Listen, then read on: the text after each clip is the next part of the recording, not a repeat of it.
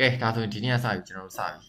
OSI 7 layer ကိုကျွန်တော် deep သွားရတော့မှာဖြစ်တယ်ခုန brief ကိုတော့နားလည်ထားဖို့လိုတယ်ဘယ် layer မှာဘာလုပ်တယ်ဘယ် layer မှာဘာလုပ်တယ်ဆိုတော့ကျွန်တော်တို့ detail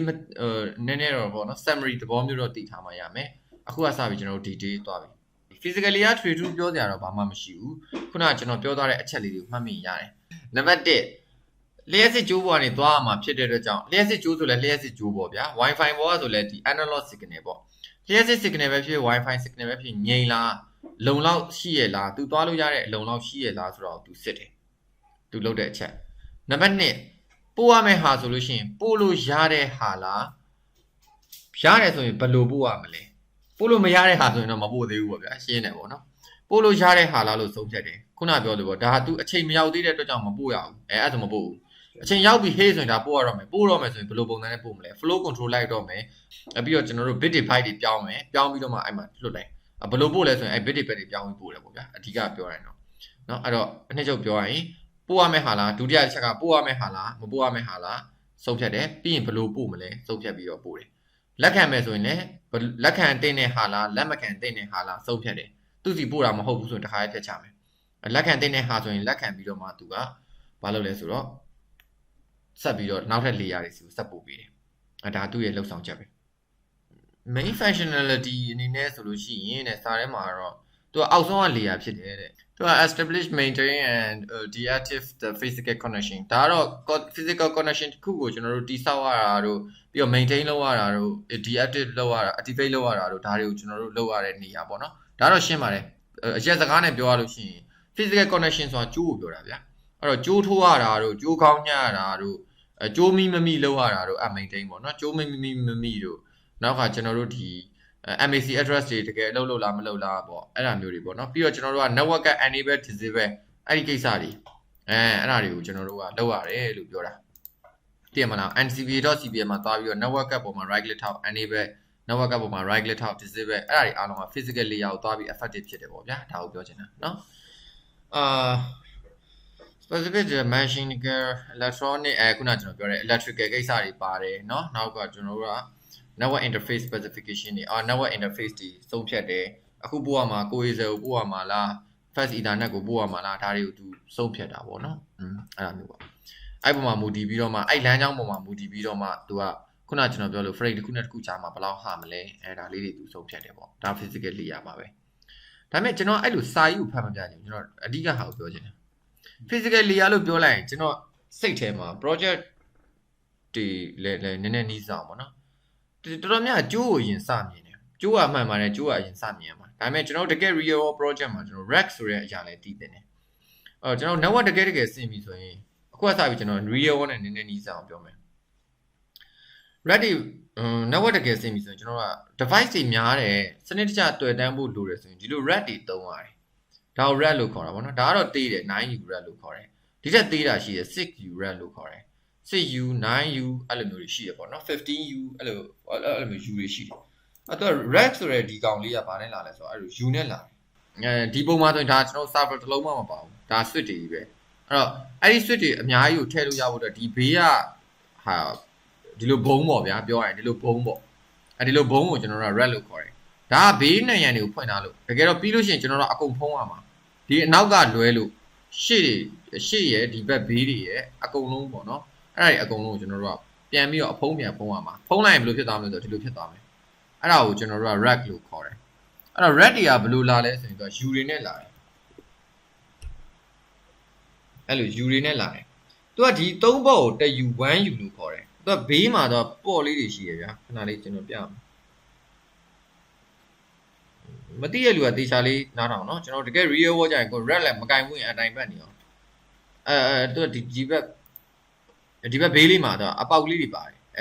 ်ဒါဆိုဒီမှာမြင်းလေးတားထားတယ်တချို့ကဆိုမြင်းမတားထားဘူးအဲ့လိုမြင်းတားထားတဲ့ဟာတက်ကန့်ကိုအဲ့ဒါ 1U အဲ့ဒါကိုကဒီ rack ကဘယ်နှ U လဲပေါ့ဥပမာ 9U ဆိုရင်ဒီလိုအကန့်က6ကန့်ရှိရမယ်ပေါ့နော်အဲ့ခုနကကျွန်တော် slide နဲ့ပဲကြည့်လိုက်ပို့လွယ်တယ်ဒီမှာကြည့်ဒီလိုအပေါက်ကလေး3ပေါက်ကိုဒါ 1U ဒီမှာ1ပေါက်2ပေါက်3ပေါက်အဲ့3ပေါက်ကို 1U ဒီလိုမြင်းမတားထားလဲကိုကသိရမယ်အဲ့ဒါ 1U ပဲဟုတ်နော်အဲ့တော့အဲ့လိုမျိုး 1U သူကအောက်ဆုံးက 1U ပေါ့ဗျာ2 3 4အဲ့လိုတက်သွားတယ်အဲ့တော့ အောက်ဆုံးအဲ့3ပေါက်မှာသူကဘာလဲဆိုကိုကြိုက်တဲ့နေရာမှာတက်လို့ရတယ်ဥပမာကျွန်တော် switch တစ်လုံးဝယ်လာတယ်အဲ့ switch မှာသူကဘာပါလဲဆိုလို့ရှိရင်သူကဒီလို ER ဆိုတာပါတယ် router မှာလည်းပါတယ်အဲ့လို ER လေးပါတယ်ဒါကို ER လို့ခေါ်တာပေါ့နော်အဲ့ဒီ ER လေးကသူဘယ်လိုလဲဆိုတော့သူဘေးမှာမူလီစုပ်ရတယ်ဒီဘက်ဘေးမှာမူလီစုပ်တယ်ဒီကတော့2ပေါက်ဒီမှာရှိတာ3ပေါက်ဒါပေမဲ့ဒီမှာ2ပေါက်ပဲပါတယ်အဲ့တော့ဒီကတန်းပြီးတော့မူလီစုပ်လို့မရဘူးသူကဘာလဲဆိုတော့အထာရှိတယ်ဒီဘက်ဘေးကိုခဏပြသူကခုနက red မှာရှိတဲ့အပေါက်တွေထဲမှာကျွန်တော်တို့အရင်ဆုံးဓာလေးတွေထည့်ရတယ်ဒီစကူလေးတွေပေါ့စကူသူကလစ်ကလေးတွေပါတယ်အဲ့စကူအပိတ်ကလေးတွေအရင်သွားထည့်ရတယ်အဲ့စကူအပိတ်ကလေးတွေကဘယ်ထဲမှာထည့်ရလဲဆိုရင်ဟုတ်နော်ဘယ်ထဲမှာထည့်ရလဲဆိုရင်ဒီအပေါက်တွေထဲမှာထည့်ရတယ်ဒီမှာ3ပေါက်ရှိရဆိုပေမဲ့ကျွန်တော်တို့ကဒီမှာ2ပေါက်ပဲရှိတာဟုတ်2ပေါက်ပဲရှိတော့အလဲတစ်ပေါက်ကိုမထည့်ဘူးအပေါ်တစ်ပေါက်ထည့်တယ်အောက်ပေါက်ကိုထည့်တယ်ဒီစကူအပိတ်လေးတွေကိုထည့်လိုက်တယ်ထည့်ပြီးတော့မှအဲ့နှစ်ရွက်ကိုတွားကတ်ပြီးတော့မှဒီမူလီနဲ့စုပ်တယ်ဒီမူလီအကြီးနဲ့စုပ်တယ်ဒီမူလီအသေးရဘယ်အတွက်လဲဆိုရင်ဒါ ER လေးတွေဒီမူလီအသေးရကြတော့ဒီဘက်ကိုစုပ်တဲ့မူလီတေချာမူလီတွေကကျွန်တော်ပြောရနော်တကယ် real world ကျတော့တိုင်းပတ်နေဦးမယ်မူလီအသေးလေးတွေကဒီဘက်ဘေးကနေပြီးတော့ device ကိုစုပ်တာဟာဒီမူလီအကြီးရကြတော့ခုနပြောသလိုဒီကောင်နဲ့တွဲတာပေါ့နော်ဒီနှစ်ခုနဲ့တွဲတာအဲ့တော့ဒီထဲကိုထည့်ရတယ်အဲ့တော့အဲ့လိုမျိုးပုံစံနဲ့သုံးကြတာအဲ့ဒါကိုကျွန်တော်တို့က rack လို့ခေါ်တယ်ဒါကြီးကို rack လို့ခေါ်တယ်ပေါ့ဗျာဒါပဲပေါ့နော် rack ကဒါကျွန်တော်ဒီမှာပုံထဲမှာမလို့ 9U နဲ့ပြထားတာအပြင်မှာတော့ကျွန်တော်တို့က 42U လို့ပါလို့ရှိတယ်အကြီးတွေလည်းရှိတယ်ပေါ့နော် okay ဒါ rack ကိုဝယ်ရင် U နဲ့ဝယ်ရတယ်ဆိုတော့ပြောတာအနေဆုံးကတော့ 6U ကလာတယ် 6U ထက်သေးတာတော့မရှိဘူးကျွန်တော်ဟို project တစ်ခုမှာဆိုရင်ကျွန်တော်တို့ပါလာတဲ့မူလီနဲ့ကျွန်တော်တို့သုံးမဲ့ device နဲ့မမျှဘူးအဲ့ဒါကြောင့်မလို့တက်ဝယ်ရတာရှိတယ်အဲ့လိုမျိုးပေါ့နော်ကိုက rack ဝယ်တဲ့ကအမှန်တကယ်ဆိုရင်ဒီမှာ 9U ဆိုရင် 9U သာမူလီကပါလာပြီးသားဖြစ်ရမှာအဲ့လိုမျိုးပေါ့နော်ပြီးတော့ဒီ device ဝယ်ရင်လည်းတတိထားရမှာအဲ့ ER ပါလာကြည့်ရမှာတချို့ device တွေမှာ ER မပါဘူးမပါတော့ကျွန်တော်တို့က ER တက်ထပ်ဝယ်ရတာရှိတယ်ဒါတကယ် real world ကျမှကြုံရတဲ့ကိစ္စတွေခင်ဗျားတို့ကတော့ဟိုကျွန်တော်တခါလေးပြောလိုက်တော့အဆင်ပြေတာပေါ့ဗျာမှတ်ထားရင်တော့ပိုကောင်းတာပေါ့နော်အဲ့တော့အဲ့ ER မပါတဲ့အတွက်ကြောင့်တခါလေးနားကားတာတခါတလေကြာရင်ကျွန်တော်တို့ကဒီ red ထဲမှာတေးသေးလေးဖြစ်နေတာမျိုးရှိတယ်ဥပမာ red ကကြီးတယ်ဗျာ device ကတေးသေးလေး device ကဒီလောက်လေးအဲ့တော့ဟိုဘက်လည်းမထိဒီဘက်လည်းမထိဖြစ်တတ်တယ်အဲ့ကြရင်ဒီလို red ကဒီလို ER ကပါမအောင်ဖြစ်မှာ ER မပါရင်ကျွန်တော်တို့ကဘာလုပ်ရမလဲဆိုတော့ဘန်းရှိတယ်အဲ့ဘန်းကြီးထည့်ရမှာ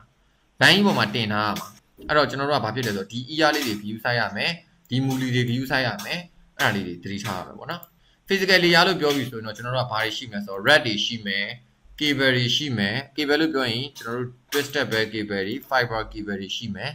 နောက်ဆုံးကျွန်တော်စိတ်ထဲမှာတော့ဘာတွေပါလဲဆိုတော့ NIC တွေပိုင်းလည်းပါတာပေါ့နော်ဒီ network port တွေပါမယ်ပြီးရင်ကျွန်တော်တို့ဒီမူလီတွေကစကျွန်တော် physical layer လို့သတ်မှတ်တယ်နောက်ဆုံးကျွန်တော်ထပ်မပြောတဲ့ဟာတွေရှိသေးတယ် cable တိုင်းတို့နောက်က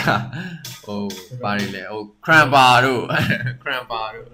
အေးပေါ့နော် punch down 2တို့အဲ့ဒါမျိုးတွေကလည်းဒါ physical ထဲမှာပါတယ်အဲ့တော့အဲ့ဒီဟာတွေကိုကျွမ်းကျွမ်းကျင်ကျင်ကင်နိုင်တဲ့သူကိုဘာလို့ခေါ်လဲဆိုတော့ layer 1 technician လို့ခေါ်တယ်ဥပမာကြိုးကောင်းမွန်ဆွဲတတ်တယ်ကြိုးကောင်းမွန်ညှက်တယ်ကြိုးညှက်တယ်ပြီးတော့ဒီလိုမျိုး red တွေကိုတေချာဆင်းတယ်အဲ့လိုမျိုးလူတွေကိုကျွန်တော်တို့က physical layer 1 technician လို့ခေါ်တယ်အပြင်မှာလေအဲ့တော့ဒီကျိုးလို့ပြောပြီးဆိုရကျွန်တော်တို့သိထားမှာကကိုယ်စရာတော့မပြောတော့ဘူးပေါ့နော်အဲ့တော့ကိုယ်စရာတော့ကျွန်တော်တို့ဒီဘက်ခေတ်မှာတော့မသုံးတော့ဘူးနောက်က twisted ပဲရှိမယ်နော် twisted bell cable ရှိမယ်အဲ့တော့ twisted bell cable လို့ပြောလိုက်ရင်ဘာနဲ့ရှိလဲအဲ့တော့အဲ့ UTP ပဲဖြစ် STP ပဲဖြစ်ကျွန်တော်တို့သူ့မှာဘာရှိလဲဆိုတော့ကျွန်တော်တို့ type နှစ်မျိုးရှိတယ်ပေါ့နော်စာစကားနဲ့ပြောရင်တော့ EIA TIA 568A နဲ့ EIA TIA 568B ဆိုပြီးတော့ကျွန်တော်တို့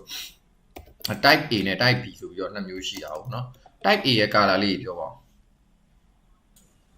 ဖြူစင်းဖြူမော်ဖြူပြမော်ဖြူညိုညိုဟုတ်တယ်type B อ่ะ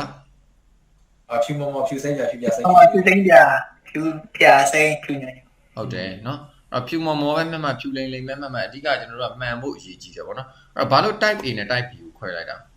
အဲ့တော့ကျွန်တော်တို့1 2က transmit ဖြစ်ပြီးတော့2 3 6က receive ဖြစ်တယ်ပေါ့နော် type 2တဲ့ device မျိုးတွေပေါ့နော်ဥပမာဒီဘက်မှာ computer ဒီဘက်မှာ computer အဲ့လိုမျိုး computer နှလုံးကိုချိန်တဲ့အခါမှာဒီဘက်က network port နဲ့ဒီဘက်က network port အတူတူပဲနော်အမျိုးအစားတူ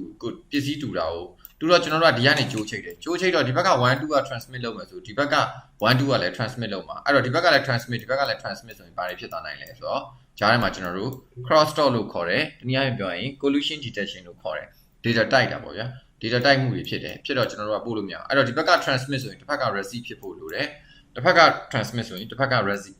ဖြစ်ဖို့လိုတယ်အဲ့တော့ကြောင့်ကျွန်တော်တို့ကဘာဖြစ်သွားလဲဆိုတော့ type A နဲ့ type B ဆိုပြီးတော့မျိုးစား2မျိုးခွဲလိုက်တယ်အဲ့တော့အမျိုးသား2မျိုးခွဲလိုက်တဲ့အပေါ်မှာမူတည်သွားပြီးတော့ကျွန်တော်တို့ကောင်းကျိုးညက်တဲ့အခါမှာကျိုးက2မျိုးခွဲသွားတယ် straight through cable နဲ့ crossover cable ဆိုပြီးတော့2မျိုးခွဲသွားတယ်နော် straight through cable ဆိုတာကဟိုဘက်လဲ type A ဒီဘက်လဲ type A ဟိုဘက်လဲ type B ဒီဘက်လဲ type B စသဖြင့်ပေါ့ဗျာဥပမာ AA ပေါ့သို့မဟုတ် BB ပေါ့ဒါမျိုးကိုကျွန်တော်တို့ကဟိုဘက်လဲ type A ဒီဘက်လဲ type A ဆိုရင်ဒါ straight through ဟိုဘက်လဲ type B ဒီဘက်လဲ type B ဆိုရင် cross straight through ပဲ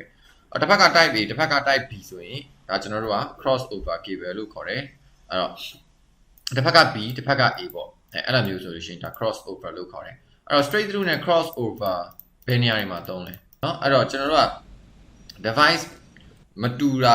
ပေါ်မူတည်ပြီးတော့ကျွန်တော်တို့က straight through တွေ cross over တွေကိုခွဲရတယ်အဲ့တော့ဒါကတော့ငငယ်လေးကသင်ခဲ့ရတဲ့ဟာဖြစ်တဲ့ကြောင့်အန်ဒီလောက်မှာလည်းသင်ခဲ့ရတာဖြစ်တဲ့ကြောင့်ကျွန်တော်အများကြီးမပြောတော့ဘူးနည်းနည်းလေးပဲပြန်ပေးလိုက်မယ်ဒီဘက်က router ဒီဘက်က router အဲ့ဘာချက်ရဘာ cable လဲ cross over cable ဟုတ်တယ်နော်ဒီဘက်က switch ဒီဘက်က switch cross ပဲဟုတ်တယ်နော်ဒီဘက်က switch ဒီဘက်က router ရှားတယ်မှာ straight through cable ဟုတ်တယ်နော်အဲ့တော့ကျွန်တော်တို့ဒီမှာက router ဒီမှာကဒီမှာက switch ဒီမှာက computer အဲ့မှာပါလဲstraight ပဲဟုတ်နော်ဒါဆိုဒီမှာ router ဒီမှာ computer ပါလဲ cross over cable ဟုတ်လား device မတူဘူးတူလား router နဲ့ computer နဲ့တကယ်တော့သူက device မတူတာမဟုတ်ဘူး device ပုံစံချင်းတာမတူတာပေါ့နော်အလုပ်လုပ်တဲ့ပုံစံချင်းတူတယ်အလုပ်လုပ်တဲ့ပုံစံချင်းတူတယ် router ဘယ်လိုလုပ်လို့လဲကျွန်တော်ရှေ့မှာပြောခဲ့တယ် routing table နဲ့အလုပ်လုပ်တယ်ဟုတ်လား computer မှာလည်းဘာရှိလဲဆိုတော့ routing table ရှိတယ် router တစ်လုံးကဲ့သို့သူအလုပ်လုပ်နိုင်တယ်ဥပမာသူ့မှာ network ကနှစ်ကတ်စိုက်ကြည့်လိုက်ကြာဥပမာထားပါတော့ဒီမှာ network ဒါ computer တစ်လုံးဒီဘက်မှာ switch တစ်လုံးဒီဘက်မှာ switch တစ်လုံးနော်ဒီ switch ရဲ့နောက်မှာ computer တွေရှိတယ်ဒီဘက်က192 network ဒီဘက်ရဲ့နောက်မှာ computer တွေရှိတယ်ဒီဘက်က10 network အဲ့နှစ်ခုကိုကျွန်တော်တို့ချိတ်ဖို့အတွက်ကိုဒီ computer ကိုဂျားထဲမှာသုံးပြီးတော့ကျွန်တော်တို့က router ပုံစံမျိုးသုံးလို့ရတယ်အဲ့တော့ computer router ပုံစံမျိုးသုံးလို့ရတယ်ပေါ့ဗျာအဲ့တော့ပြောချင်တာဗာလဲဆိုတော့ computer ဟာ routing table ရှိတယ် router လိုမျိုးအလုပ်လုပ်တယ်အဲ့ကြောင့် router နဲ့ computer နဲ့ကြာလို့ရှိရင်ကျွန်တော်တို့က cross over cable နဲ့အသုံးပြုပြီးချိတ်ဆက်ကြတယ်ပေါ့နော်အဲ့တော့ device တူတယ်လို့ခံစားလို့ရပါဘောဒါပေမဲ့အဲ့ဒါတွေကအခုဒီဘက်ခေတ်မှာကျတော့အဲ့ဒါတွေကမရှိတော့ဘူးအဲ့တော့ကိုယ့်ဘက်ကဘာနဲ့ပဲချိတ်ချိတ်ပြဿနာမရှိတော့ဘူးဥပမာ router to router straight cable နဲ့ချိတ်တယ်ရတာပဲเนาะဥပမာ router နဲ့ computer straight cable နဲ့ချိတ်လဲရတာပဲအဲ့တော့ဘာဖြစ်လို့လဲမှားချိတ်လဲရတယ်အဲ့တော့ထုတ်တဲ့ကုမ္ပဏီတွေကသူကခဏခဏမှားကြလုံးဝကြည့်တော့ဘာလုပ်ကြလဲဆိုတော့စဉ်းစားကြတယ်ငါတို့တွေ cross through တွေ straight through cable တွေ cross over cable တွေမှားချိတ်ကြတယ်အဆင်မပြေဘူးဆိုပြီးတော့သူကအဲ့တော့မှားချိတ်လဲရအောင်ဘာလုပ်ကြလဲဆိုတော့ technology တစ်ခုထွင်တယ်အဲ့ဒါက auto mix လို့ခေါ်တယ် auto MDIX ဆိုတဲ့ technology ကိုစထွင်တယ်အဲ့တော့စထွင်တဲ့အခါမှာ MDIX သူကဘာလဲဆိုတော့သူ MDIX ကဘယ်လိုပြောမလဲ MDI ကသူက media dependence interface လို့ခေါ်တယ်နောက်တစ်ခါ X ကကျတော့သူကဒီ crossover ကိုကိုစားပြုထားတာပေါ့နော်ကြက်ရှည်က X က crossover ကိုကိုစားပြုထားတယ်အဲ့တော့ကိုယ့်ဘက်ကို straight ပဲဖြစ်ဖြစ် cross ပဲဖြစ်ဖြစ်လက်ခံနိုင်အောင်လုပ်တဲ့ technology အဲ့တော့ကျွန်တော်တို့ဘက်ကကြိုးမှားလဲဘာမှမဖြစ်တော့ဘူးသူတို့ကစထုတ်လိုက်တဲ့ device မှာတွေကအဲ့ technology က auto ပါလာပြီးသားဟိုရှေ့မှာဟိုတနေ့ကတယောက်မေးတယ်ဘယ်သူလဲမသိဘူးကျွန်တော်လည်းမမှတ်မိဘူးဟိုကဗာလဲကျွန်တော်တို့ဒီ CSMA CT ကိစ္စ CSMA CT လဲအဲ့လို data type မှုရှောင်လွှားတဲ့ technology ပေါ့နော် data type မှုမဖြစ်အောင်လို့ရှောင်လွှဲတဲ့ technology အဲ့ technology ပေါ်လာပြီးတဲ့နောက်ပိုင်းကျွန်တော်တို့ switch တွေ router တွေ computer တွေထဲမှာအဲ့ technology ကပါလာတယ်ပါလာတာကိုကျွန်တော်တို့ကတကူတကဘာမှသွားလုပ်ပေးစရာမလိုဘူးသူ့ဘာသူငကိုတွေကပါလာတာအဲ့လိုမျိုးပဲအခု auto MDIX auto mix လို့လည်းခေါ်ကြတာပေါ့နော်အဲ့ဒီကောင်ကသူကဒီ straight through တွေ cross over တွေမှားပြီးကြိုးထိုးမိလေအလုပ်လုပ်တဲ့ technology မျိုးအဲ့လိုမျိုး technology ပေါ့နော်သူကအခုနောက်ပိုင်းလာတဲ့ switch တွေ router တွေမှာ default အနေနဲ့လုပ်တဲ့ technology အဲ့တော့အရှိကောက်တွေတော့ကျွန်တော်ပြောမနေတော့ဘူး media ဒီမှာလည်းရေးထားတယ်ပေါ့နော်အဲ့ဒီမှာသူကနှစ်ပိုင်းခွဲထားတယ် MDI နဲ့ MDIX ဆိုပြီးတော့နှစ်ပိုင်းခွဲထားတာပေါ့နော် MDI ဆိုတာကဒီဘယ်လိုဟာလဲဆိုတော့ကျွန်တော် computer တွေမှာပါတဲ့ port ကိုသူက MDI လို့သတ်မှတ်လိုက်တယ်ပြီးတော့ဒီ switch တို့ router တို့အဲ့ဒီမှာပါတဲ့ port တွေကိုကျတော့ MDIX လို့သတ်မှတ်လိုက်တယ်အဲ့တော့ MDI နဲ့ MDIX အဲ့လိုမျိုးနှစ်မျိုးဖြစ်တယ် အဲ့တော့တစ်ခါလေ Google မှာရှာကြည့်ရင်သူက auto MDI/MDI-X အဲ့လိုမျိုးပြတယ်အဲ့ဘာမှကြောင်မသွားနဲ့အတူတူပဲ MDI ကဒါကွန်ပျူတာက port တွေကို network port တွေကိုပြောတာဟိုကကြတော့ MDI-X ကကြတော့ switch တို့ဘာတို့မှာပါတယ် network port တွေကိုပြောတာအဲ့တော့အလုံးလုံးတဲ့ပုံစံကတော့ဒီပုံနဲ့အတိုင်းပဲဒီဘက်က1 2 transmit လုပ်တယ်ဆိုရင်တစ်ဖက်က1 2ကဘာလုပ်ပေးလဲဆိုတော့ auto receive ဖြစ်အောင်လုပ်ပေးတယ်အဲ့လိုမျိုးပေါ့နော်အဓိကကျိုးကိုပြောင်းလိုက်တာမဟုတ်တော့ဘူးကျိုးကိုအတီမြူတော့ဘူးဒီ port တွေကိုအတီယူလိုက်တာ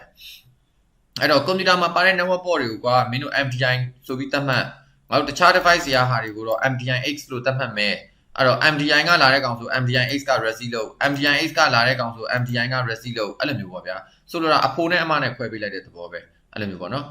အဲ့လိုမျိုးပုံစံမျိုးနဲ့လုပ်သွားတယ်ဒါကကျွန်တော်တို့ဒီ auto MDI-X technology ပေါ့ okay ကဲဒါဆိုလို့ရှိရင်အဲ့ physical layer မှာဆိုကျွန်တော်ဆက်ချင်းမြင်ရမှာကဘယ်ကနေစမြင်ရမလဲဆိုတော့ကျိုးတွေမြင်ရမယ်ပြီးလို့ကျိုးဆိုတာနဲ့ကျွန်တော်တို့က crossover တွေ straight through တွေဒါ type A တွေ type B တွေဒါတွေကတော့ဆွဲနေအောင်မှတ်ထားဖို့လိုတယ်အဲ့တော့ဒါ twisted package ပဲအကြောင်းကတော့အများကြီးပြောစရာမလိုဘူးလို့ကျွန်တော်ထင်တယ်ဒါပေမဲ့ red တွေအကြောင်းတော့ကျွန်တော်ထည့်ပြောသွားပြီအဲ့တော့ကျွန်တော် fiber optic ကိုသွားတော့မယ်အဲ့တော့ fiber optic cable ကကျွန်တော်တို့က fiber ကတော့ပွင့်လင်းပြောလို့ရှိရင်တော့ဒီလုပ်ငန်းခွင်နဲ့ရောက်တယ်ဆိုရင်တော့ fiber team ကိုတက်ထားရတယ်ပေါ့နော် fiber team တက်ထားပြီး fiber training တွေကိုတက်ပေးရတယ်အဲ့တော့ကျွန်တော်ဒီမှာဟိုဖြစ်မယ်ပေါ့နော်အခြေခံသဘောတရားတွေနဲ့ကျွန်တော်တို့ဒီဘယ်လိုပြောမလဲဒီ data center တွေပြီးတော့ infra network တွေမှာအသုံးများတဲ့ဟာတွေကိုကျွန်တော်အဓိကထားပြီးပြောပေးသွားမယ်အဲ့တော့ fiber optic cable ကတော့အားလုံးသိတဲ့အတိုင်းပဲသူက high speed ပဲလုံးဝoptical နဲ့သွားတာအလင်းနဲ့သွားတာဖြစ်တဲ့ကြောင့်သူက high speed cable ဖြစ်တယ်လို့ပြောတယ်အဲ့တော့အလင်း source ရှိမယ်အလင်းထွက်တဲ့နေရာရှိမယ်ပေါ့နော်အလင်းကိုလက်ခံတဲ့နေရာရှိမယ်ပေါ့အဲ့တော့အဲ့ဒီလိုမျိုးပုံစံနဲ့သူကအလုပ်လုပ်တယ်အဲ့တော့အဓိကသူက fiber မှာသူကဒီဘာရှိလဲဆိုတော့နှစ်မျိုးရှိတယ်အဲ့တော့သူကကိုရန်ကုန်နဲ့မန္တလေးပဲဆွဲဒီရုံတရုံထဲမှာပဲ fiber နဲ့ပဲဆွဲဟလာရုံတရုံထဲမှာဗျာထားပါတော့အပေါ်ထက်နဲ့အောက်ထက်ကိုပဲဆွဲစဖြင့်ဘယ်လိုပဲဆွဲမြို့တစ်မြို့နဲ့တစ်မြို့ပဲဆွဲနိုင်ငံနဲ့နိုင်ငံပဲဆွဲအဓိကနှစ်မျိုးပဲရှိတယ်သူက multi mode နဲ့ single mode ဆိုပြီးတော့ကျွန်တော်ဒီဟိုပါပေါ့နှစ်မျိုးရှိတယ်ပေါ့နော်အဲ့တော့ multi mode ကကြတော့ကျွန်တော်ဒီဘက်ကပုံလေးကိုကြည့်ရင်ရှင်းတယ်အဲ့ဘက်ကမြင်ရမလားတော့မသိ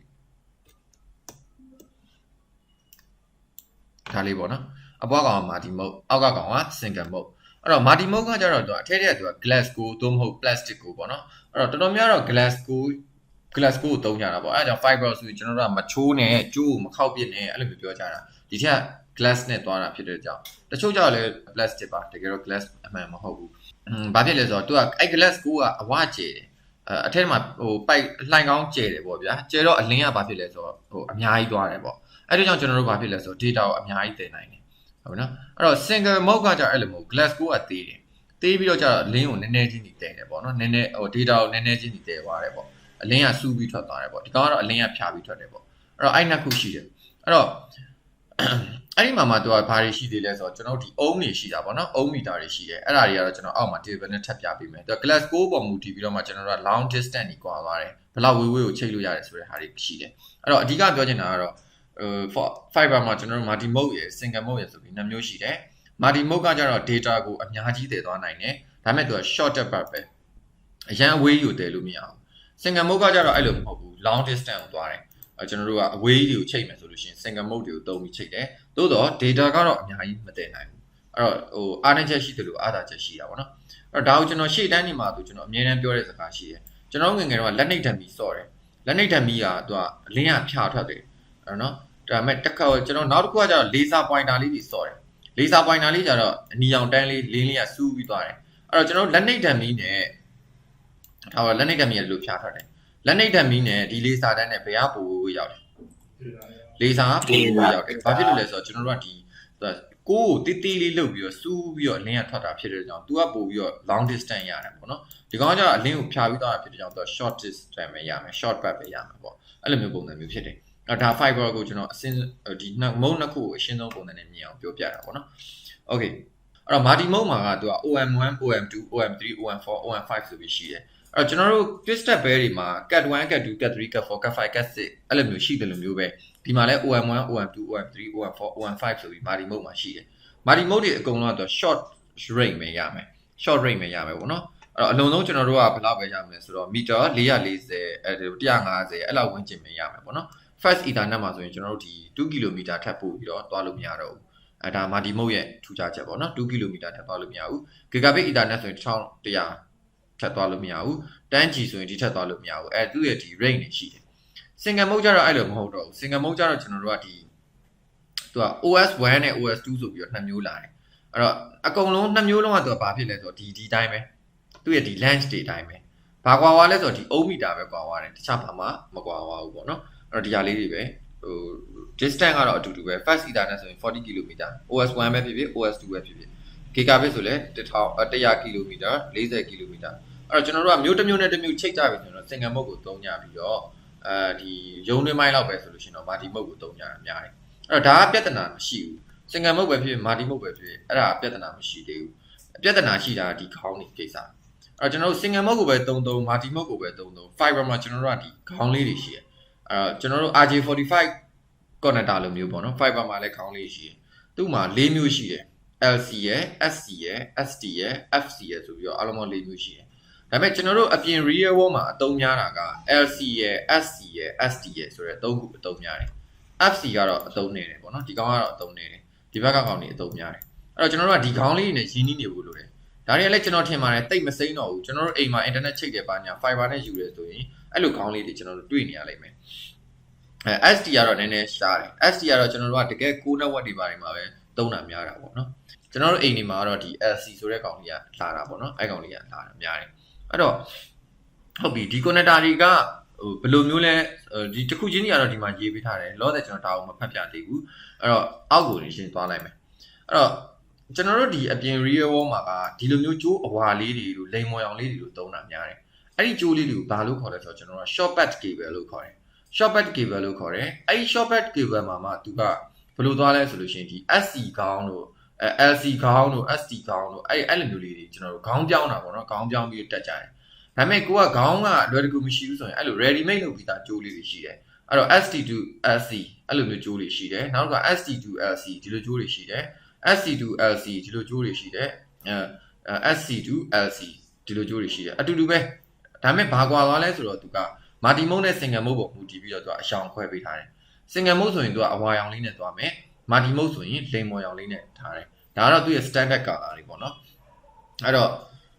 ဒီကြိုးလေးတွေပေါ်မူတည်ပြီးတော့ကျွန်တော်တို့က short band cable အဖြစ်နဲ့သုံးယူကြတယ်အများသောအားဖြင့်ဘယ်မှာသုံးလဲဆိုတော့ဒီလိုမျိုးနေရာမှာသုံးတာညလုံးထဲမှာမြင်အောင်ပြောရရင်ဒီမှာဒါ data center တွေမှာသုံးတဲ့ပုံစံပေါ့နော်အဲ့တော့ဒီအပေါ်ကနေပြီးတော့ကျွန်တော်တို့ patch panel ကနေပြီးတော့ fiber patch panel ကနေပြီးတော့အောက်က switch တွေပါတွေကိုထိုးတာတို့အဲ့လိုမျိုးပေါ့နော်အောက်မှာရှိတဲ့ router တွေကိုထိုးတာတို့စသဖြင့်အဲ့လိုမျိုးနေရာမှာသုံးတာအဲ့တော့ဒီဘက်မှာ LC ဖြစ်ရှင်ဖြစ်မယ် SC ဖြစ်ရှင်ဖြစ်မယ်ဒီဘက်မှာလည်း ST ဖြစ်ရှင်ဖြစ်မယ်ပေါ့something ပေါ့အဲ့လိုမျိုးဖြစ်အဲ့လိုမျိုးနေရာတွေမှာသုံးတာအဲ့တော့ဒီကြိုးလေးတွေကိုကျွန်တော်တို့က short patch cable လို့ခေါ်တယ်ဒီခြားတော့မှတ်ထားဖို့လိုတယ်ပေါ့နော်တကယ် real မှာအသုံးများတယ်ဒီကောင်တွေကဟိုလိုဓာတ်တိုင်တွေပေါ်မှာပြည့်တဲ့ကြိုးကြီးကိုပြောတာမဟုတ်ဘူးเนาะကျွန်တော်တို့ရုံးတွင်းပိုင်းမှာကျွန်တော်တို့က LAN network ကိုအဓိကလောက်ရတာများတယ်အဲ့ဒါကြောင့်မို့လို့ကျွန်တော်ဒါတွေအဓိကပြောတာပြီးတော့ fiber နဲ့ပတ်သက်လို့ရှိရင်ကျွန်တော် fiber tester တွေရှိတယ်ဒီလိုမျိုးဟာလေးပေါ့နော်ကျွန်တော် RJ45 tester လိုမျိုးပဲသူတို့ကတော့အဓိကဘယ်လောက် ohm meter နဲ့ohm meter အပြည့်ရလားပြီးတော့ကျွန်တော်တို့ကဒီအလင်းရောတကယ်ဖောက်သွားရဲ့လားအဲ့တော့ဒီလိုခေါင်းလေးတွေမှာတော့ဘာရှိလဲဆိုတော့ဒီထိတ်မှာတော့အဖြူလေးတွေဒီမှာပိတ်ထားတယ်အဲ့တကယ်သုံးပြီဆိုရင်ဒီအဖြူလေးတွေကိုချွတ်လိုက်ရတယ်ချွတ်လိုက်လို့ရှိရင်သူကလှိုင်ခေါင်းလေးအဲ့တော့တစ်ဖက်ကနေပြီးတော့ကျွန်တော်တို့ကကျိုးကတိုးတယ်ဆိုရင်ပြက်တိုးရှည်ပေါ့နော်ကျွန်တော်တလန်လောက်ရှိတယ်ပါညာဆိုလဲစမ်းလို့ရတယ်စမ်းတဲ့အခါမှာကျွန်တော်တို့ကဘာနဲ့စမ်းလဲဆိုတော့ဒီဘက်ကခုနကကျွန်တော်ပြောတဲ့ဒီ fiber tester နဲ့စမ်းတယ်ဒီ fiber tester မရှိရင်ဘယ်လိုစမ်းလဲဆိုရင်အဲ့ထိတ်ကလေးကိုဖွင့်လိုက်ပြီးတော့အဲ့ထိတ်ကနေပြီးတော့ကျွန်တော် phone flash မီလေးထွန်းလိုက်အဲ့ flash မီလေးကိုဒီထိတ်ကိုထည့်လိုက်ပြီးရင်ဒီဘက်ကနေပြီးတော့ကျွန်တော်တို့ကလက်သီးလေးစုပ်ပြီးတော့အဲ့လိုကြည့်လိုက်အမှောင်ချပြီးကြည့်တာပေါ့နော်အဲ့တော့အလင်းရောင်လေးမြင်နေရတယ်ဆိုရင်ဒီကြိုးကကောင်းတယ်အလင်းရောင်ဒီဘက်ကမမြင်အောင်ဆိုရင်အဲ့ကြိုးကမကောင်းဘူးဆိုတော့ဒီ tester machine ကျွန်တော်တို့စမ်းကြည့်လို့ရတဲ့ဟာကိုပြောပြတာဘယ်လိုစမ်းလို့ရမလဲဆိုတော့အဲ့လိုမျိုးပုံစံနဲ့စမ်းလို့ရတယ်အမြဲတမ်းအဲ့ဒါလေးတွေကပိတ်ထားတတ်တယ်ဘာလို့ဆိုတော့သူကဖုန်းတွေပါဝင်ရင်အထဲမှာအလင်းအတွက်အနှောက်အယှက်ဖြစ်တယ်ပေါ့နော်ပိတ်နေမှာဆိုလို့အဲ့တော့အဲ့လိုမျိုးပုံစံတွေရှိတယ်အဲ့ဒီလို fiber tester တွေသုံးတယ်တကယ်လို့ကျွန်တော်တို့ကကြိုးတွေပါတွေဆက်ဖို့လိုတယ်ဘာညာဆိုရင်ဒီ fiber splitter ဆိုတဲ့ဒီလို box လေးတွေဝယ်ရတယ်ဒါကတော့ကျွန်တော်တို့ဒီ ISP လိုက်လုပ်နေတဲ့သူတွေ fiber team ကလူတွေဆိုပြီးသုံးမှုမှာပါအဲ့တော့ဒီအထဲထဲမှာကျွန်တော်ကြိုးမြင်လေးတွေထည့်မယ်ပြီးလို့ရှိရင်ကျွန်တော်တို့အဖုံးလေးပြန်ဖုံးမယ်လိုချင်တဲ့ပုံစံကိုကျွန်တော်ဒီမှာ setting လေးတွေရွေးပြီးတော့လုပ်ရမယ်ပြီးရင်တို့ကြိုးဆက်သွားမယ်ပေါ့နော်အဲ့လိုမျိုးပုံစံလေးသုံးတယ်ပြီးတော့ကျွန်တော်ဒီ fiber ကြိုးတွေကိုမြင်တဲ့ဒီဟာလေးတွေလည်းရှိတယ်ပေါ့နော် other tools လို့ကျွန်တော်ဒီမှာကောင်းတယ်ကတော့ other tools လို့ပဲထည့်ထားတယ် fiber ကြိုးမြင်တဲ့ဟာတို့ဘာလို့အဲ့လိုမျိုးလေးတွေလည်းရှိတယ်အဲ့တော့ပြောချင်တာကဒါ fiber နဲ့ပတ်သက်လို့ရှိရင် ကိုအပြင်မှာ RJ45 လောက်ဘူးလေဆိုရင်မျိုးလုံးထဲမှာနည်းနည်းလေးညီကြည့်လိုက် RJ45 နဲ့တိတ်တော့မကွာဘူးကျွန်တော်ဒီခေါင်းလေးတွေတက်တာပေါ့နော်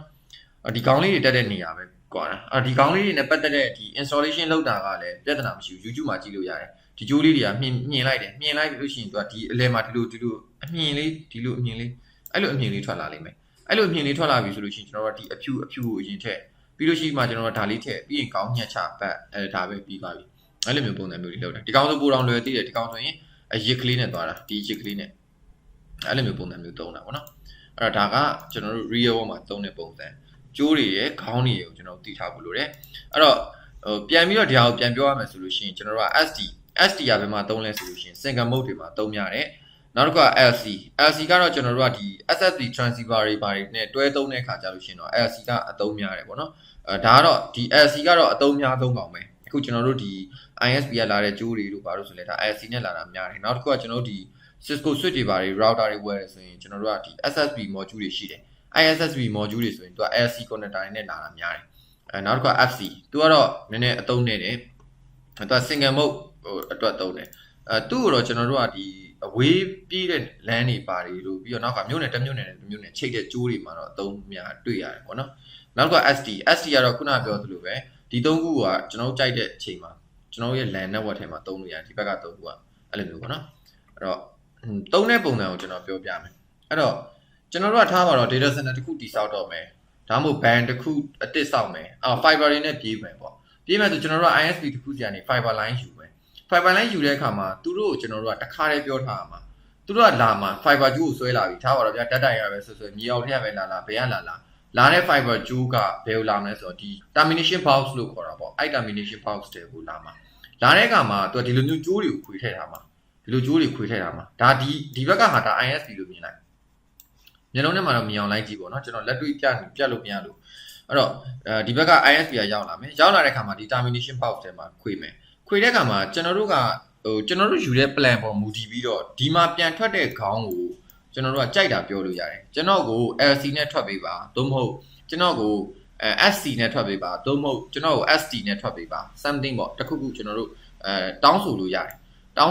်အဲ့တော့သူတို့ကဒီပုံရဆိုရင်ဒါကျွန်တော်တို့က Huawei နဲ့ထွက်ထားတယ် SC နဲ့ထွက်ထားတယ်ပေါ့နော် Okay သူကသူတကယ်လို့ကျွန်တော်တို့ရွေးချယ်ခွင့်မရဘူးကျွန်တော်တို့ယူတဲ့ plan ကအဲ့လိုရွေးချယ်လို့မရဘူးဆိုရင်သူတို့ကထားပါတော့အခုဆိုရင် SC နဲ့ထွက်ထားပေးတယ် Okay အဲ့ SC နဲ့ထွက်ထားတဲ့ဟာကိုကျွန်တော်တို့ကဘာပြန်လုပ်ရလဲဆိုတော့ patch pan နဲ့ထပ်ဝင်ရတယ်ဒီလိုဟာအဲ့လို patch pan နဲ့ထပ်ဝင်ရတယ်မျက်လုံးထဲမှာမြင်အောင်ကျွန်တော်ဒီမှာပြဒီလို patch pan နဲ့ထပ်ဝင်ရတယ် fiber patch pan နဲ့ကျွန်တော်တို့က SD နဲ့ပြန်ထွက်ချင်တယ်ဒါပေမဲ့ခုနကဟိုရောက်နေတာ SC အဲ့တော့ဘာဖြစ်လဲဆိုတော့ SC ဘက်ကလာတဲ့ခေါင်းတွေကိုဒီနောက်ကိုဒီနောက်မှာသူကထိုးလို့ရတယ်သူကထိုးလိုက်လို့ရှိရင်ဒီဘက်ကသူက SD ပြန်ထွက်သွားတယ်အဲ့လိုမျိုးပေါ့နော်ဒီမှာသူကတစုံစီလာတယ်1 2အဲ့နှစ်ခုကိုကျွန်တော်တို့ကတစုံသုံးရတယ်ဒီနှစ်ခုကိုတစုံသုံးပြောက်တောက်သုံးလို့မရဘူးလားဆိုတော့ရတယ်ဗျာဥပမာဒီကောင်ကို transmit ဒီကောင်ကို receive အဲ့လိုသုံးလို့ရတယ်ဒါပေမဲ့ကျွန်တော်တို့ကနောက်ပိုင်း troubleshoot လိုက်ရင်ခက်တယ်အဲ့ဒါကြောင့်ကျွန်တော်တို့က1 2 transmit receive အဲ့လိုသုံးတယ်အဲ့ fiber မှာကသူကအမြဲတမ်း transmit တချို့ receive တချို့လာတာများတယ်အဲ့တော့ပြောချင်တာကဘာလဲဆိုတော့ခုနဟာလေးနည်းနည်းဆက်လိုက်မယ်အဲ့တော့ဒီဘက်က ISP ကနေကြိုး termination box တွေကိုရောက်လာပြီဒီမှာ SC တွေထုတ်ထားတယ်အဲ့တော့ဒီကြိုးတွေကနေပြီးကျွန်တော်တို့က patch panel တွေကိုဝင်တော့ဒီဘက်ကနေကျွန်တော်တို့ပြန်ထွက်ချင်တဲ့ခေါင်းနဲ့ပြန်ထွက်ဥပမာ SD နဲ့ထွက်ချင်တယ်ဆို SD ပေါ့ LC နဲ့ထွက်ချင်တယ်ဆို LC ပေါ့ပြန်ထုတ်ပြန်ထုတ်တော့ဒီဘက်က LC ဖြစ်သွားပြီအဲ့တော့ဒီမှာကျွန်တော်တို့ဝယ်လာတဲ့ router တွေက switch တွေ firewall တွေမှာကျွန်တော်တို့ကဒီ SSB ဆိုတဲ့ဒီ module ပါတယ်ဒီကောင်ပေါ့အဲ့တော့ဒီဟောင်းလောက်ပေါက်ကြီးတွေကိုဒီ module ထည့်အဲ့တော့အဲ့ဒီဟာကိုအရင်ထည့်လိုက်ပြီးတော့မှဘာလုပ်မလဲဆိုတော့ဒီကြိုးကလာပြီဒီကြိုးကဘယ်ကိုသွားမလဲဆိုတော့ခုနဒီမှာလာတယ်ကျွန်တော်တို့ပြန်ထွက်ထားတဲ့LC ဆို LC SC ဆို SC ယူပြီးတော့မှကျွန်တော်တို့ကဒီထည့်ကိုထည့်တာပေါ့နော်အဲ့တော့ပုံစံတွေကတော့အတိုင်းပဲပြီးတော့မှကျွန်တော်တို့ဒီဘက်ကနေပြီးတော့ဘာတွေထွက်မလဲဆိုတော့ RJ45 တွေကဒီဘက်ကနေထွက်မယ်ကျွန်တော်တို့ switch တွေကိုသွားတာတို့ကွန်ပျူတာတွေစီကိုသွားတာတို့ something ပေါ့အဲ့လိုမျိုးတွေကျွန်တော်တို့ထွက်မယ်အဲ့တော့ဘာဖြစ်သွားလဲဆိုတော့ဒီမှာကဒါတွေဆိုရင်ဒီမှာထိုးပြထားတာSSB module တွေပဲဒါတွေက SSB module တွေပဲအဲ့တော့ fiber module တွေနှစ်ချောင်းရှိတယ် transmit receive SSB module ကိုဒီကောင်လေးကိုကျွန်တော်တို့ကဒီရှစ်တဲ့ကြည့်ရင်ကွဲတယ်တခါလေးကြောက်လေအယောင်လေးနဲ့ခွဲပေးထားတယ်တခါလေးကြောက်လေအဲ့လိုကြည့်တာနဲ့သိပါတယ်ဒီဘက်ကကောင်နည်းနည်းသေးတယ် receive က transmit ဘက်ကနည်းနည်းကြီးတယ်သူကအလင်း source ဖြစ်တဲ့အတွက်ကြောင့်အဲ့တော့ အဲ့လိုမျိုးလေးခွဲထားတယ်ကျိုးကိုမှားတက်လို့မရဘူးဒီ transmit နေရာမှာ resi ကျိုးသွားတက်လို့မရဘူးကျွန်တော်တို့ကမှန်အောင်တက်ဖို့လိုတယ်ပေါ့နော်အဲ့ဒါလေးတွေကအရေးကြီးတယ်ပြီးတော့နောက်တစ်ခုကတက်တဲ့အခါမှာသတိထားရတယ် fiber ကမကင်တက်ဘူးဆိုအဲ့ကျိုးဖြုတ်တဲ့နေရာမှာလည်းနိုင်ဝက်လောက်ကြာနေရောအဲ့တော့ဒီခေါင်းလေးတွေလုပ်တဲ့အခါမှာသတိထားဒါကတော့ရှင်းတယ်ဒီကောင်ကဒီ clip ပါတယ်အဲ့ဒါလေးကိုဖိပြီးတော့ဆွဲထုတ်လိုက်အောင်မယ်နော်ဒါလေးဆိုလည်း clip ပါတယ်ဖိပြီးဆွဲလိုက်အောင်မယ်ဒီကောင်ကြရင်အဲ့နည်းနည်းတိုင်းပတ်တယ်ဒီကောင်ကြရင်မဖြုတ်တဲ့အတိုင်းပတ်တယ်ဒီအကြီးကိုဖြုတ်လိုက်လှည့်လိုက်တယ်လှည့်လိုက်ရင်မကျွတ်လာဘူး तू ကအဲ့တေးအောင်ဆွဲမကျွတ်ဘူးအဲ့ဘာလုပ်ရလဲဆိုရှေ့ကိုနည်းနည်းလေးပြန်တွန်းရတယ် तू ကရှေ့ကိုတွန်းပြီးတော့မှနောက်ကိုပြန်ဆွဲရတယ်အဲ့ဒါအထာမသိရင်အဲ့ဒါကြာနေရောအဲ့ဒါနိုင်ဝက်လောက်ကြာအောင်အဲ့လိုမျိုးလေးရှိတယ်အဲ့တော့ဒါလေးတွေသတိထားဖို့ကောင်းတယ်ဒါပါပဲအဲ့တော့နောက်တစ်ခုကျွန်တော်သိရမှာ fiber နဲ့ပတ်သက်လို့ရှိရင်ဒီ accessory လေးလည်းသိထားဖို့လိုတယ်အဲ့တော့ကျွန်တော် coupler ဆိုတာရှိတယ် coupler ကတော့အားလုံးသိပြီးသားဖြစ်လောက်တယ်လို့ကျွန်တော်ယူဆတယ်ဒါကကျွန်တော်တို့ RJ45 မှာဆိုလဲ RJ45 coupler ဆိုတာရှိတယ် network ခေါင်းနှစ်ခေါင်းထည့်ပြီးတော့ကျိုးဆက်တဲ့ပုံစံမျိုးသုံးလို့ရတယ်ပေါ့နော်ဒါပေမဲ့ဟို long term မှာတော့ရေရှည်မှာတော့မကောင်းဘူးပေါ့အဲ့တော့ fiber မှာလည်းအတိုင်းပဲ fiber FC coupler တို့ပြီးတော့နောက်ခါကျွန်တော်တို့က SD coupler တို့အဲ့လိုမျိုးလေးတွေကျွန်တော်တို့ coupler လေးတွေရှိတယ်အဲ့တော့နောက်တစ်ခုကကျွန်တော်တို့က SD to LC coupler တို့အဲ့လိုမျိုးလေး hybrid coupler လေးတွေလည်းရှိတယ်အဲ့ဒီမှာသူကျွန်တော်ကျိုးနဲ့လုပ်ပြထားတယ်ပေါ့နော်အဲ့လိုမျိုးပုံစံလေးတွေလည်းရှိတယ်အဲ့တော့ကိုလိုချင်တဲ့ပုံစံကိုရွေးပြီးတော့ဝယ်လို့ရတယ်သူကဝယ်ရင် coupler ကဝယ်ရင်သူကဒီလိုအပိတ်ကလေးတွေပါတယ်ဒီအပိတ်ကလေးတွေပါတယ်အဲ့အပိတ်ကလေးတွေကဖုံမဝင်အောင်လဲလုပ်တယ်နောက်တစ်ခုက testing ဆန်းတဲ့ခါမှာလဲသူကအသုံးဝင်တယ်ဥပမာဒီဘက်ကအပိတ်ကိုဖွင့်လိုက်ပြီးရင်ကျွန်တော်တို့ကကြိုးထိုးလိုက်ကြိုးထိုးပြီးတော့ခုနကကျွန်တော်ပြောသူဒီဘက်မှာခေါင်းညက်ထားတဲ့ဟာကနေပြီးတော့ flash မီထွန်းလိုက်ရင်အလင်းကအဲ့ကြိုးတွေကနေဝင်လာပြီးတော့ဒီကိုလာတယ်အဲ့ဒီအောင်လေးကမီးနီလေးလင်းသွားတယ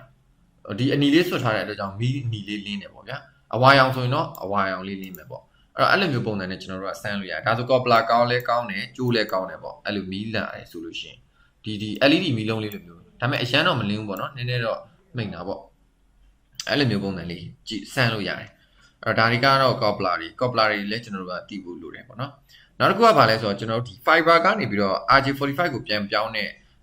RJ45 media converter တွေရှိတယ်တစ်ဖက်က fiber ဝင်တယ်တစ်ဖက်က RJ45 ပြန်ထွက်သွားတယ်အဲ့လိုမျိုးပုံစံတွေလည်းသုံးလို့ရတယ်နောက်တစ်ခါကျွန်တော်တို့က patch panel တွေ SD patch panel တို့ SC patch panel တို့ဒါမျိုးတွေရှိတယ်ဒါကတော့ခုနကကျွန်တော်ပြောလို့ red ထဲမှာထည့်မှာပေါ့နော်ဒီ red မှာမူလေးတွေဒီမှာမူလေးတွေစုပ်ကဲဒါဆိုရင်တော့ fiber နဲ့ပတ်သက်ပြီးတော့ကျွန်တော်အပြင်မှာလည်း installation လုပ်တဲ့ပုံစံတွေနည်းနည်းပါမျက်လုံးထဲမှာမြင်လောက်တယ်လို့ယူဆတယ်တကယ်အလုပ်လုပ်တဲ့ခါကြလို့ရှိရင်တော့ကျွန်တော်ထင်ပါတယ် fiber တော့တန်းပြီးပေးကြိုင်မှာတော့မဟုတ်ဘူးဘယ် company မှာမှနည်းနည်းတော့ training ပေးပြီးမှပေးကြိုင်မယ်ထင်ပါတယ် okay ဆက်သွားရအောင် okay အဲ့တော့ကျွန်တော် physical layer ကိုအဆုံးသတ်ပါမယ် physical layer ရဲ့ function ပေါ့နော်အဓိကCisco ရဲ့ slide ဒီမှာကောင်းတဲ့အချက်ရှိတယ်အဲ့ဒါဘာလဲဆိုတော့သူဒီ layer တစ်ခုပြီးတိုင်းမှာအဲ့လို function ဆိုတာလေးတွေနောက်တစ်ခုကဒီsummary လေးတွေပြန်ချုပ်ပေးတယ်အဲ့ဒါလေးတွေကကောင်းတယ်အဲ့တော့နံပါတ်1ကတော့သူကဘာလဲဆိုတော့ကျွန်တော်ဒီ physically connection လုပ်ရတယ်ဗျာကြိုးတွေတက်ရတယ်ပေါ့နော်အဲ့တော့အဲ့ဒီဟာကအဲ့ဒါ physical layer လို့ခေါ်မယ်နောက်တစ်ခုကဒီ data transmission လုပ်တဲ့အခါမှာကျွန်တော်တို့ဒီ simplet လား half duplet လား full duplet လားအဲ့ဒါတွေကိုကြည့်ပြီးတော့မှသူကပို့လွတ်တယ်ပေါ့နော်ဒါကတော့ခုနကကျွန်တော်ပြောသွားတဲ့နေရာမှာလည်းပါတယ်ပို့လို့ရလားမရဘူးလားဆိုတာဆုံးဖြတ်တဲ့အခါမှာအဲ့ simplet တို့ half duplet တို့ full duplet တို့ ਨੇ အဲ့ဒါဆုံးဖြတ်တာအဲ့တော့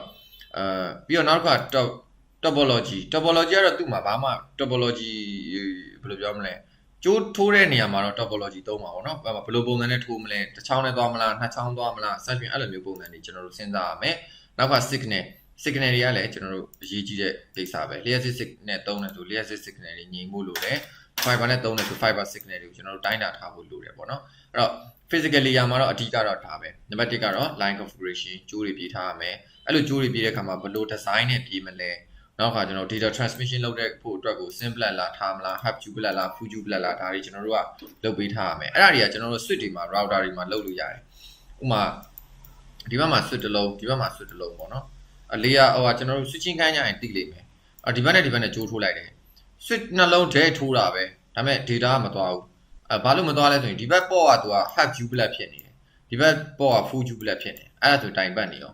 ာအဲ့တော့မသိဘူးကွာဘလို့မှရှာမရဘူးတကယ်တော့အဲ့ switch ရဲ့ mode မှားနေတာပေါ့နော်အဲ့တော့ half duplet တွေ full duplet တွေလည်းမှန်ဖို့လိုတယ်အဲ့တော့အဲ့ဒါတွေအားလုံးကလည်းဒီ data transmission ကိုဆုံးဖြတ်တဲ့အခါမှာသုံးဝင်တယ်နောက်တစ်ခါ topology ဘယ်လို design နဲ့တောင်းပါလဲပေါ့နော်ခုနပြောပြီးပြီနောက်တစ်ခါ signal တွေကိုလည်းကျွန်တော်တို့ကငြိမ်အောင်ထိန်းထားဖို့လိုတယ်အဲ့ဒါ physical layer ရဲ့ function ပေါ့ okay ဒါပဲ physical layer ကျွန်တော်ပြောချင်တာတော့ပဲ